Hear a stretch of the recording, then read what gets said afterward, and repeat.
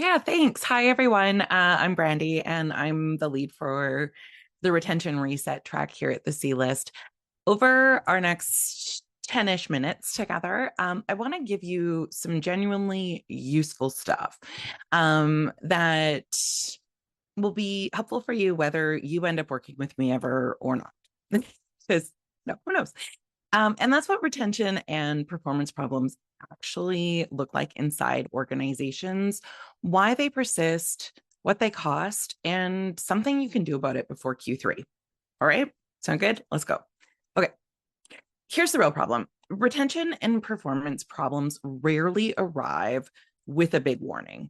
They tend to look like an average Tuesday or an average day.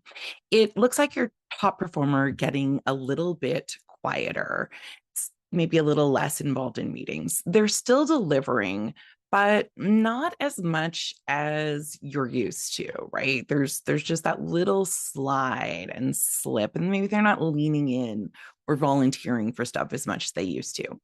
It sometimes looks like a manager who's absorbing the whole team's stress because she doesn't want to pass it up the chain. She's telling herself it'll settle down after this project, but there's always another project that gets in the way. It can also look like an exit interview that surprised the HR team or senior leadership, but honestly didn't surprise anyone on that person's team. The signals were maybe there for months. Someone was disengaged, the workload was too high, manager didn't have the skills to name what was happening or the authority to fix the problem. Here's the thing. These aren't mystery problems. They are familiar patterns. And because they are familiar, they are fixable, especially when we catch them early enough. Sorry.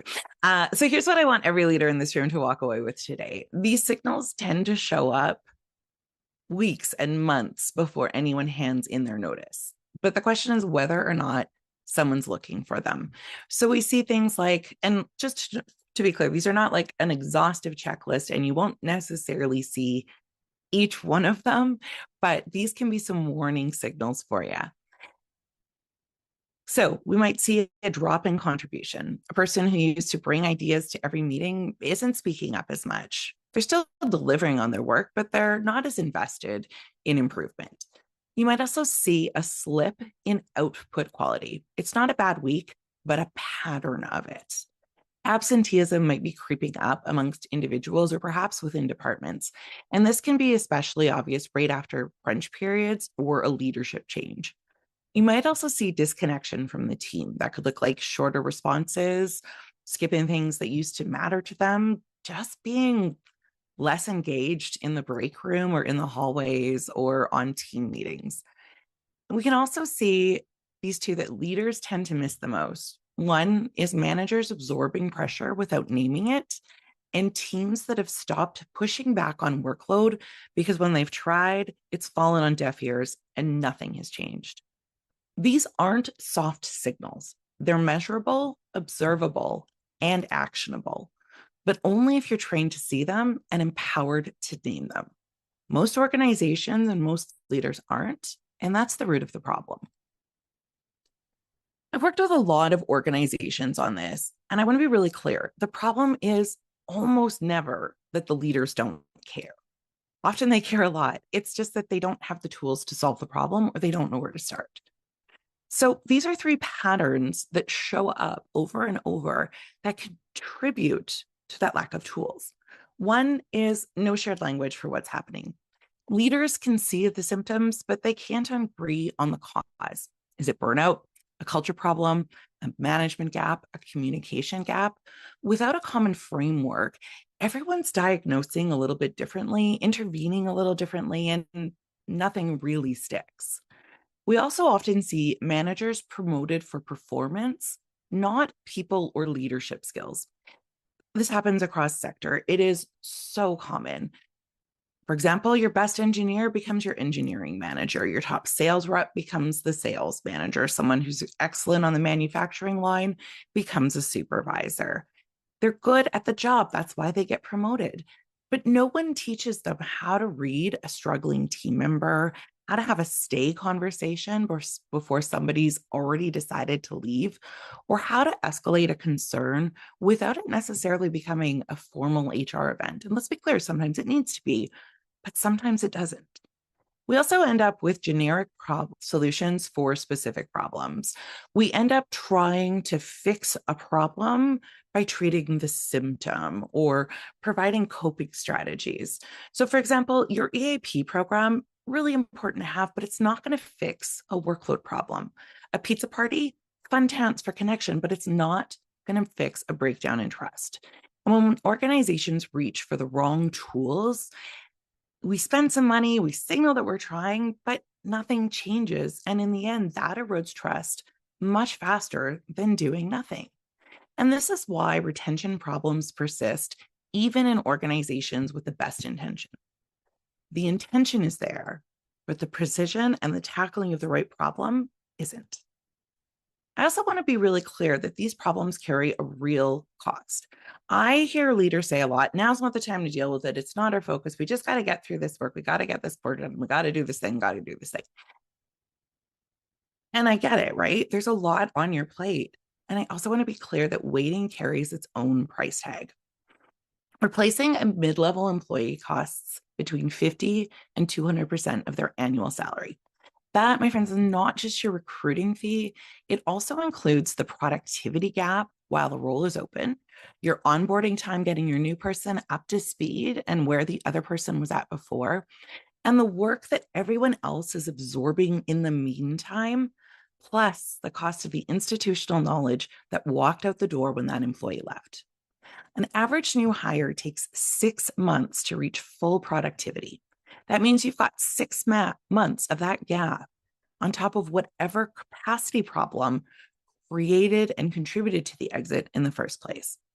And here's one we often forget about, but in my opinion, is one that matters a lot. High performers who watch a colleague exit poorly are 2 to 3 more times more likely to follow.